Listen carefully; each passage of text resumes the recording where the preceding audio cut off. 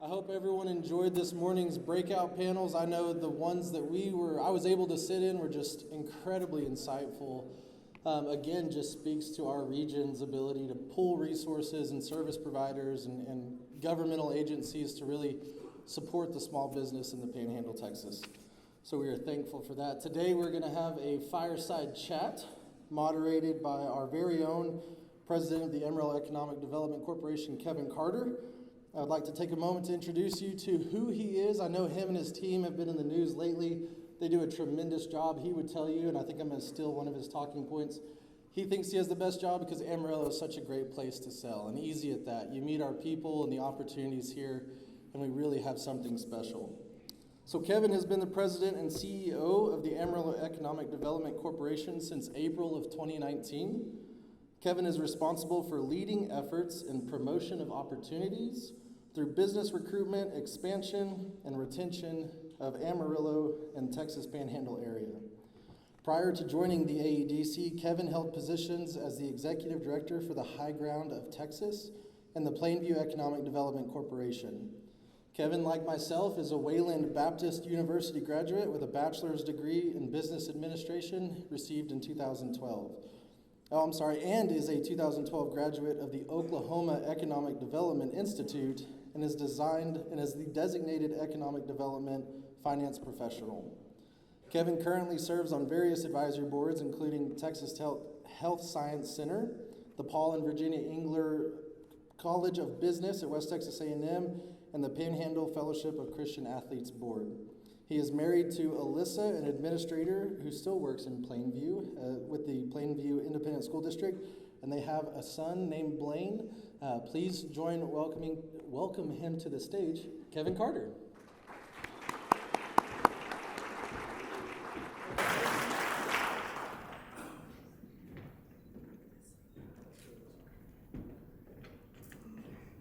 So we're going to do this a little bit different. I'm going to sit down instead of like the other panels. I'm going to take it easy and sit over here. So I do have the greatest job. I get to sell this community for a living.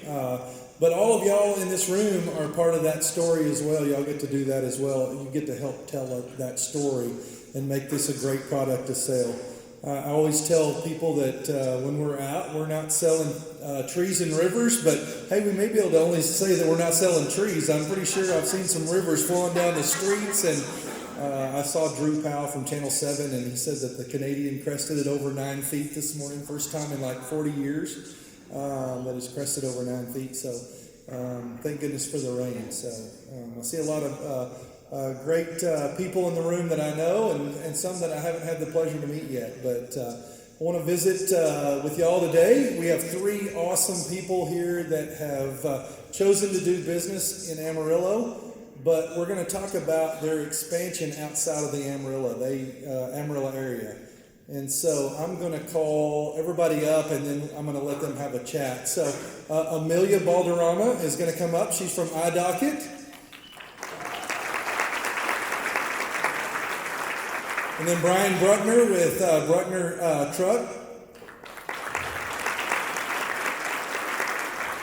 And then Lenny Sadler with Ditch Witch. So come on up. Thanks, Kevin.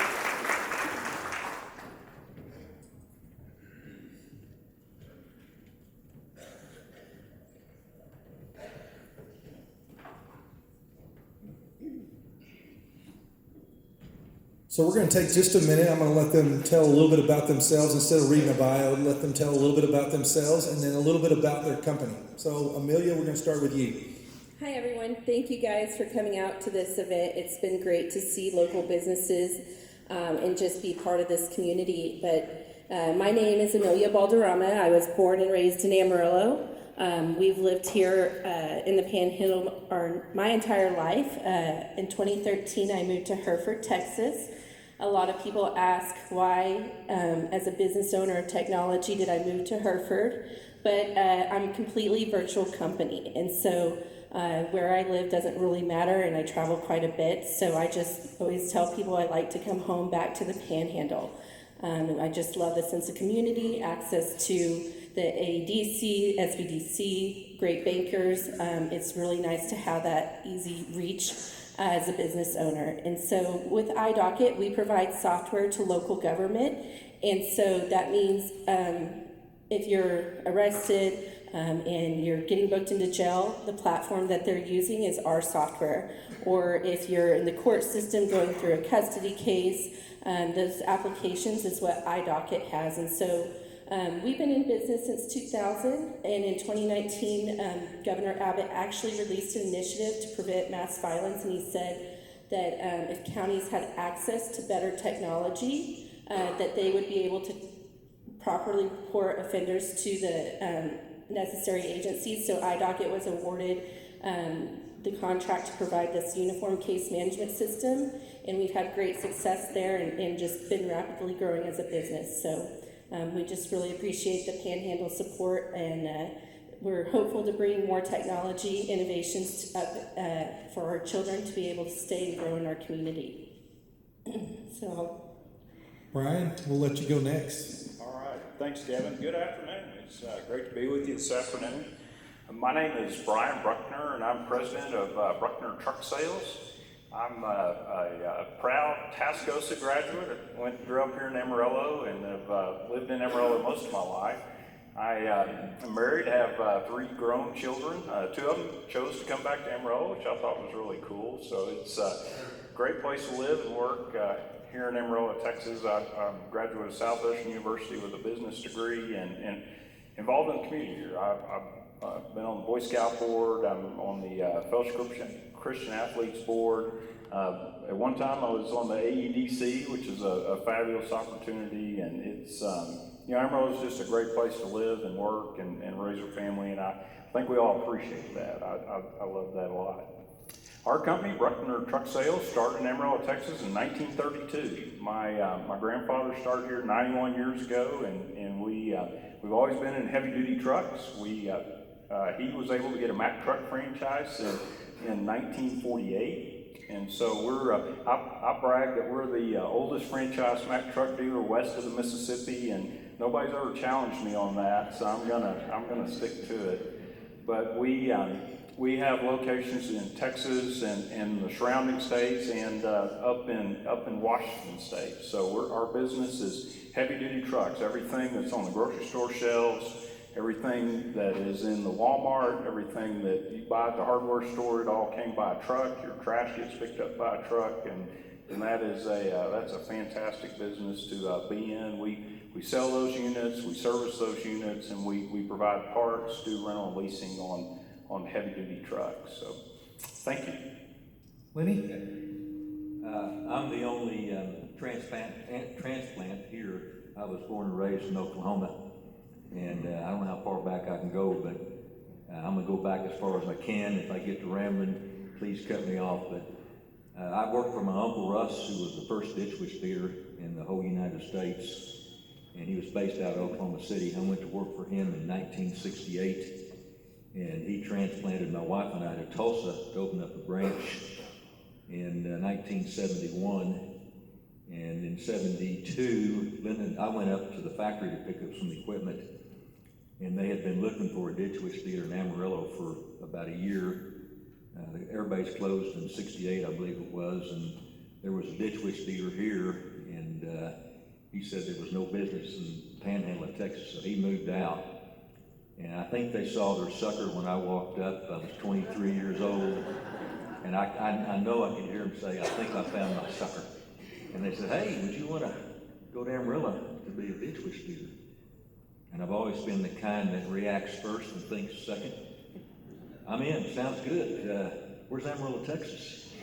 And they said, "Well, it's not too far from Oklahoma City." So I packed up. 2 weeks later, I left Tulsa and came to Amarillo, and I went, what the hell did I do? There was trees and rain and water and everything you can think of in Tulsa. Amarillo, nothing but wind and dirt. And I went, oh my gosh.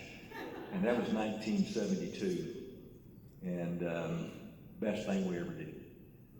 First best thing I ever did was married my high school sweetheart. And we're celebrating 54 years next week. Second best thing. I don't tell her that because she'll get the big head, but man, what a stroke of luck that was. And the second best thing we ever did was move to Amarillo. It was a one-man operation for about a year and a half. Stop me if I get to rambling, because I'm bad about that. I had a little Quonset hut on River Road, just north of Paul Burkhart's place. And in '72, I bought some land on the Canyon E-Way. At the time, it was out of the city limits. By the time we got through building our facility, it was inside the city limits. And So capture those tax dollars. Yeah, there you go. But it was the smallest ditch witch dealership in the world, and we had a chance to move to bigger ones. But we had 4 kids later on, and we really thought Amarillo was a place to raise kids. So we gave up the opportunity to get bigger and make more money to stay in a small market. And we did that until 2012. And our youngest son joined us in 2001, and he brought, my problem was I had blinders on for years. All I knew was sell equipment, blinders, parts, and service, and that was it. When Jake joined us in 2001, he got a business degree from Tech. He had all these grand ideas, and the only thing smart that I did was I said, Jake, you do it and you make it work. And he went into leasing. He did all these things that I'm telling you took us to a different level. And when Ditch Witch Corporate saw what we were doing, they said, all right, whenever a new leadership comes up, would you guys be interested? Because Hey, don't spill all the beans yet, so I'm hold off. Okay. So anyway, we've had the opportunity to expand into Kansas, Nebraska, South Dakota, Iowa, Colorado, Wyoming. We went from the smallest to one of the biggest, and not because of me, it's because Jake. He tells me I'm wrong, but I laid the groundwork, but he took us to the next level. Okay, well, that answers the first question. So let me give you the first question. Lenny's already ahead. Okay. So at what point did you know that it was the right time for you to expand your business outside of Amarillo? So, 2001 sounds like the right answer. So if y'all guess 2001, but I think that's a great story, Lenny. Yeah. I know I've heard that story from you before, and it really is an incredible story to know that you're running a great business in Amarillo, and you know that you want to expand, and maybe you're not the one that kind of drove that your son did, but it was certainly the right time for y'all. And I'd like to add one more thing. We've had some opportunities in other places, but what we liked about where we are is it's in the Midwest part of the country, and all those people are just like Amarillo people. I mean, you go up to Kansas, go up to Nebraska, South Dakota, a handshake still means something. They're hardworking, they're honest, and that's what we like about where we are. Okay.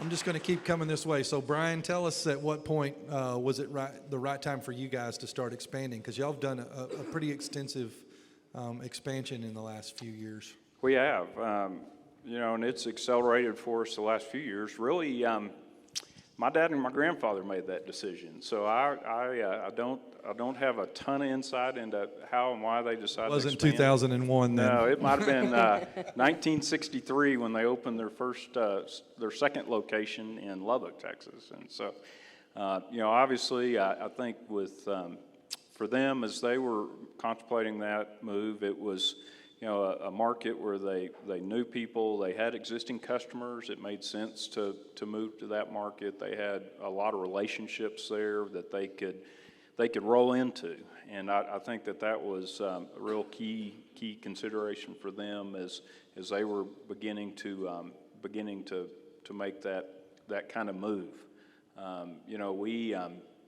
We really started on serious acquisition, and in our business, that's how we grow for the most part. We don't have the opportunity to just say, hey, I'm going to go open a place down in Houston. I can't, there's a franchise area there, and there's a dealer that's franchised for that area, and so I can't just decide that I'm going to move down there, but I have to work with business owners and look for business owners that are interested in selling their business and make sure that that's a good fit for our company. And so we work with those folks through those kind of transitions as we grow and build out our area. I think we're a little bit like Lenny. We focused a lot on kind of the south central part of the United States. We have most of our dealerships in Texas. We're also Colorado, New Mexico, Kansas, Oklahoma, Arkansas, and Louisiana, and so that's more or less the footprint that we look at and have had our greatest success. Thank you, Brian. Amelia? Well, with iDocket, we started in 2000 by putting Potter County District Clerk's records online. And whenever we did that service, we started to realize the need for technology in local government. And we started expanding across the state of Texas. And whenever we saw the opportunity that our services could provide for these communities, it really allowed iDocket to go and look at state initiatives. And so in 2019, that's where we started looking at what our competitors are doing. And so in local government, there's not a lot of competition. There's probably 5 other top vendors. And when we look at them, there's about 2 of them that are also just Texas-based, but there's several that are national, or the others are national. And so when we started to look at what they were doing, that's when we saw just following their business model and being able to realize, hey, we need to start expanding our products. It is judicial case management systems, but also where it can be a repeatable process in other states. And so right now we're still in Texas, but we're definitely targeting to go national because there's always a need just for efficiency and accuracy when you're reporting that type of information. Okay, thank you, Amelia. I do want to say we were supposed to have another panelist today, Brian Kelleher with 575 Pizza. Obviously, if you've seen some of the updates, there was a fire next to his location, his original location, and we certainly want to send our thoughts to him and his employees. But I know a little bit about his story. I don't know Brian real well, but I do know the story. He had 575 Pizza. The reason why I know his story of why he chose to expand, and why he picked the place he did, because that's kind of the next question, and a lot of y'all have answered that next question, why did you pick the market that you expanded to? Brian has expanded to Little Elm, Texas, and the reason he picked that is one of the folks that a lot of our team knows in the EDC world was coming through here, as many people do. They come through here on their way to Colorado or New Mexico, and they happened to eat at his restaurant and said, hey, I want that in our community. Little Elm's a bedroom community in the Dallas area. And anyway, she contacted Brian. Jeanette Espinoza is her name, and she's the EDC director in Little Elm, and talked Brian into putting a location in Little Elm. So that's why his expansion, at least to Little Elm, was just somebody that came through, which is really cool stories that you see where people are passing through Amarillo and see something that we have and want to pass that on, because we do. That's one of the really cool things that we have here in Amarillo is our local restaurants and our local retail shops. And so for somebody to recognize that and want to take that to their community is really a cool story. So I wanted to tell a little bit of Brian's story, even though he's not here. So if any of y'all 3 have got anything to add to why you picked the markets other than what you've said, we certainly we can expand on that question, or we can move on. Do you have any more to add, Amelia? Or well, I did want to add that we really embed ourselves with local government. My husband's in law enforcement, and then also I have 3 young kids, and so it's something that, as a mother, it really concerns me, like being able to have proper background checks on people whenever we can see that there's data silos and they don't always connect, and that's kind of how you start seeing offenders or people at risk falling through the cracks. And so that's really why we're highly invested into this, is because it's something that we live every single day. So that's really why we've stayed in this market. We're very invested in bringing technology, follow trends from the National Center of State Courts, because mental health is a huge initiative right now, and when they're stuck in the judicial process, it just exacerbates it. So it's a really interesting industry, and we know that we can have a huge community impact. okay, thank you. Any more to add to that, Brian? Yeah, I'll add just a little bit. I think, for us, a couple of things. Trucks have wheels, and so they roll from a lot of different places to place. And so, we look for opportunities where we know that we've got the customers that are in those markets or customers that travel through those markets that we're able to support. And so we look for those places that have, maybe our customer has a terminal that we're able to support them there, or they have operations there, and so it helps our transition into those markets where we're able to continue to provide that great service and support to those customers. And then, believe it or not, some markets are more trucky than others. I mean, they're just more truck operations. Amarillo is an example of a market that's a strong truck transportation market where we have the interstates that come through town, and that interstate I-40 is like the money maker. I mean, dollars flow up and down I-40, and it's our job to bring some of those dollars into the community and get them into Amarillo, and so, but places that have good interstate transportation, places that have lots of truck-related industries. The ag industry is a great example. Oil and gas is a great example. There are just certain markets that have more of those kind of opportunities that we look for as we plan where we want to try to move next. Any more to add to that? Yeah, the only thing I want to add is I tried to grow my business for 40 years, and we had 90+% of the market share in the Panhandle, so we couldn't grow without adding some other facility or dealership. And so when the Kansas dealer got in trouble, he had let his business really go. Ditch Witch Corporate took it over, and they kind of straightened it out. And when they gave us the opportunity, we jumped on it. We didn't ask for any kind of balance sheets, P&Ls, spreadsheets. We just jumped on it because that was the first opportunity in 40 years. And the problem with that kind of a purchase, it was fairly cheap because there was no goodwill involved. We just bought the assets. But the owner had let it really go down. The culture was absolutely terrible, and the customers had pretty much gone to the competition. So we had even though the trade-off was it was cheap to buy, it took a long time to get the culture turned around and get that business turned around. And we've got it turned around now, but and we were naive to think we could turn it around in a year because our culture in Amarillo was exactly like we wanted it. Our motto is whatever it takes, and we do that no matter what employee it is. He's empowered to do whatever it takes. So we thought we'll install that into that new dealership in Kansas, and we'll turn it around in a year, but it took a long, long time. And every purchase since then has been the same kind of scenario. They've been troubled dealerships that we've bought, except for South Dakota, which it was a really, really good dealership. More expensive, but I think I'd rather pay a little more money. The culture was right. The employees were like you want.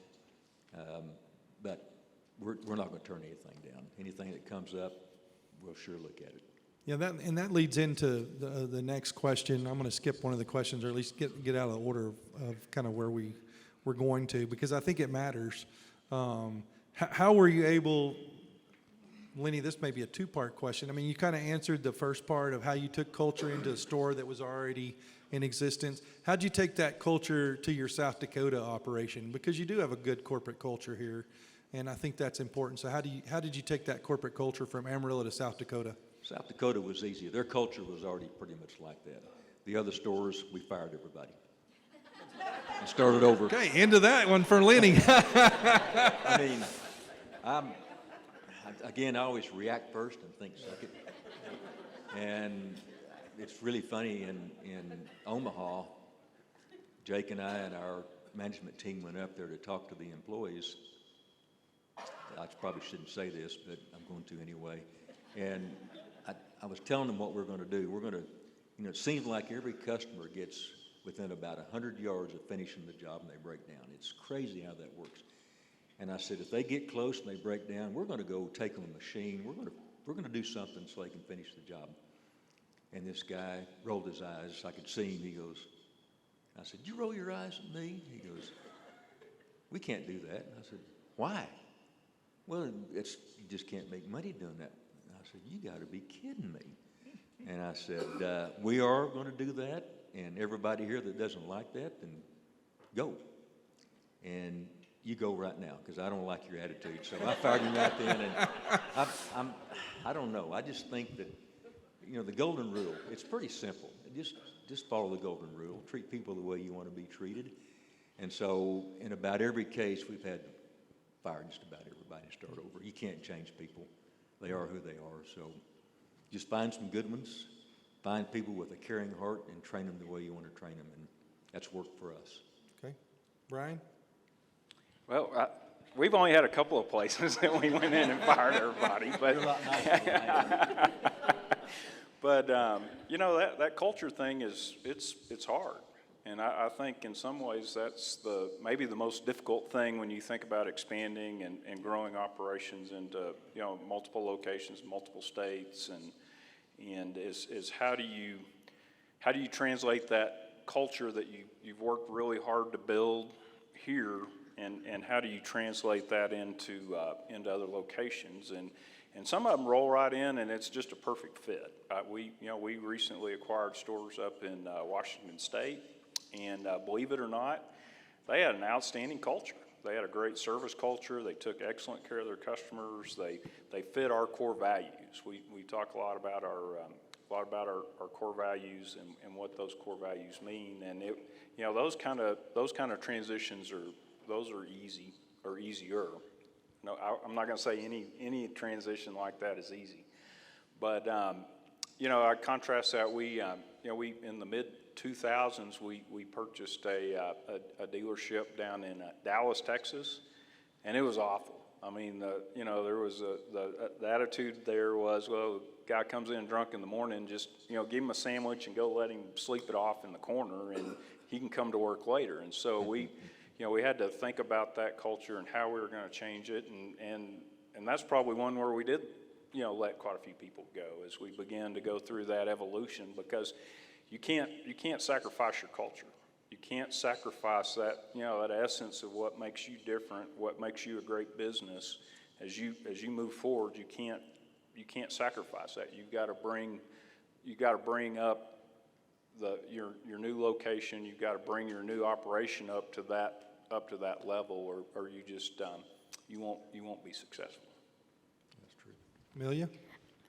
Well, with iDocket being completely virtual, we have contractors and employees across the globe, and so culture is something that is always at the forefront of our mind. And I think the biggest thing that's been successful for us is adopting a good management methodology. And by having we use objectives and key results, and that just allows us to tell our teams, hey, this is your objective, this is the key result with the timeline. If you don't meet it, then like Lenny says, you can't stay part of the company. And so being able to take the human factor out of it and not have to be being very transparent with our employees, it's just allowed us to have a more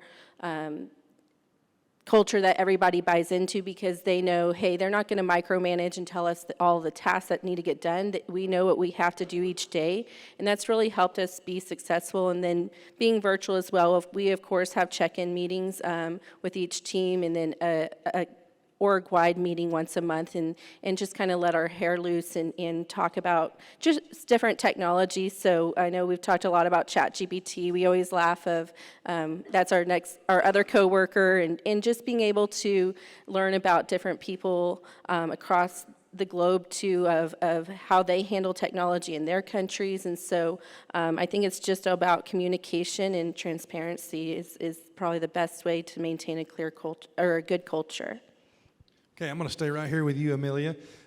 Besides culture and the challenges that come with that, what is one challenge that you had in your expansion process? Well, I definitely think with any rapidly growing company is just maintaining your customer experience and the level of customer service that you're known for.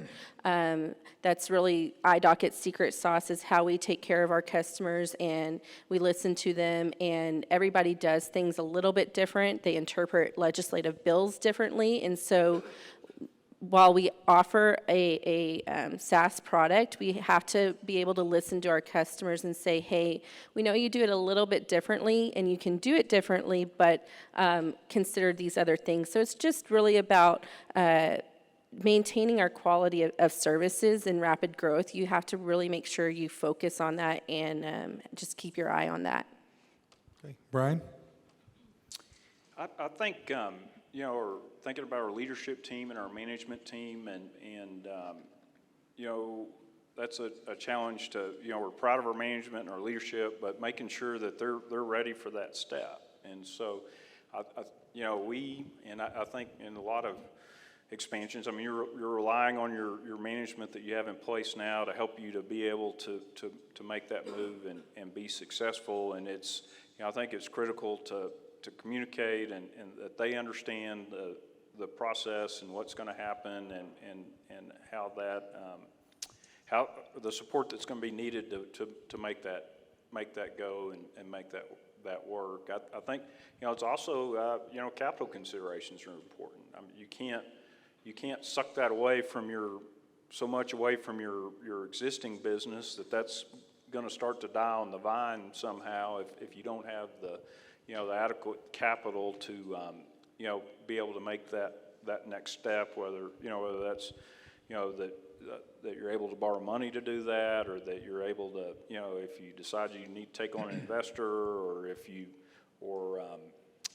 able to finance that yourself. However that works, you've got to make sure that you're adequately prepared to make that transition, because it takes capital. You can't just jump out there and open a location and at least my business, and expect that you're going to be able to do that without a lot of continued investment there. And for us, it's parts and inventory and tools and maybe making it through a few slow months until things really start to roll.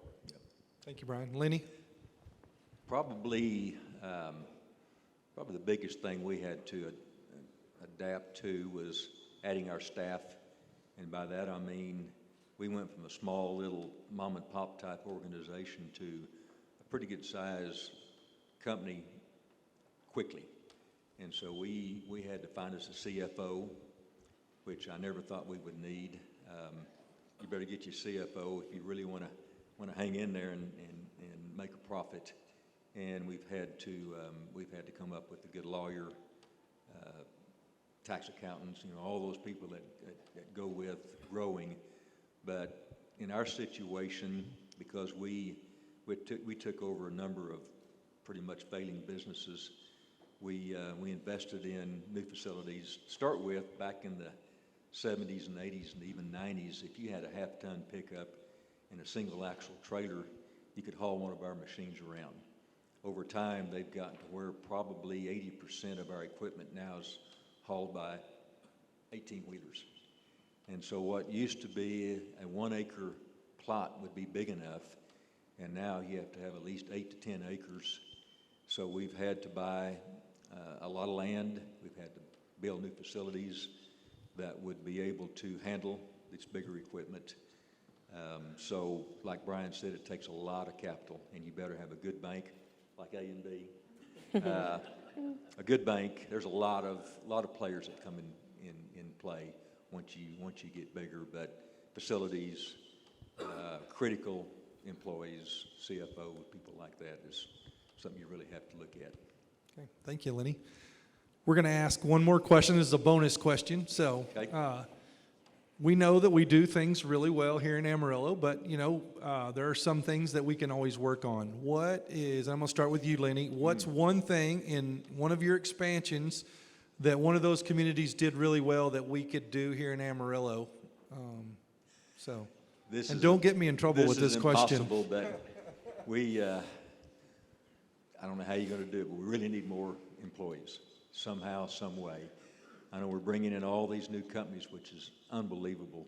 It's fantastic, but the employees are going to come from us and Brian and all these other businesses, because what's left out there, the 2.7% unemployment, you don't want them. So you're going to have to rob some businesses.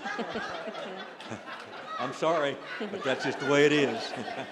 They're the folks that rolled their eyes, by the way, at Lenny. I can tell you firsthand, you don't want them. So what that means is you're going to have to rob some of these employees from other businesses. And we don't want to do that. We don't want to do that, but that's we all want to you're try there to for. grow some talent, a Yeah, talent pool. there you go. So, okay, thank you, Lenny. Brian, same question. That's tough. To me, in a lot of ways, Amarillo is a great community. I mean, it supports its businesses. It makes it easy to do business here, and I think it's phenomenal that way. I think some of the maybe processes that we have to go through as far as building and construction and with the county and city government here, I think that's an area that probably needs some attention. Amelia? I think the biggest thing for expansion to continue in Amarillo to help a business like iDocket is just investing in things like Innovation Outpost. iDocket uses so much automated technology, like Lenny's saying he uses a CFO. We have a platform that we use that gives us all of our financial projections, and it ties into all of our different systems that we use, and it really works well. So we don't have a full-time CFO because we're able to utilize a platform. And so bringing people into our business that get technology, that can prompt ChatGPT to give the correct output, things like that, that's really what we can bring to the Panhandle, and it's through the Innovation Outpost. They have a great technical skill for technology, and so we're so happy that it's in the Panhandle and right in our backyard. So we really love automation and any kind of software platforms that allow us to do our job with people that are using it, but yeah. Okay, thank you, Amelia. Lenny, you got something to I add? do. I have one more thing. In case you don't know what Ditch Witch Undercon is, it's short for Ditch Witch Underground Construction. And Ditch Witch is a mid-size equipment that plays in the dirt.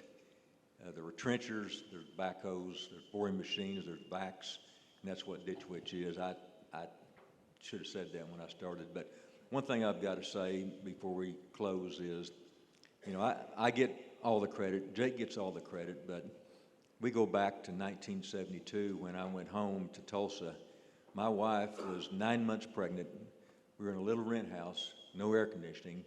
Tulsa in August is unbearable. And so I go back, and here she is sweating, and she's dying, and she's laying there, and I'm going, guess what I did? And she goes, oh no, what'd you do now? I said, well, they needed somebody in Amarillo, and I said we're in, so I guess we're going to go to Amarillo, Texas. And she could have said, you're crazy. I'm pregnant. I feel terrible. We're not going anywhere. But guess what she said? Do it and we'll figure it out. So a lot of this goes back to her. Well, that's great. For saying Yes. we'll do it. I think we have time for 2 questions. If there's anybody in the audience that wants to ask a question of the panel, I will hand my mic to Amy. And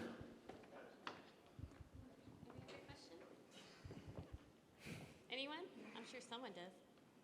Jason's got a question, don't you? Jason, you got a question, surely. I always have questions. I know.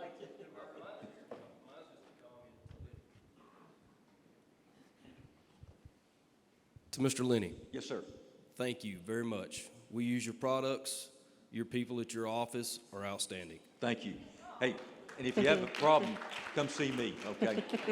We'll get it taken care of. No, we love our customers. I get excited every time I see one come in. They really excite me. Anybody else have a question? Oh, here we go. Uh-oh.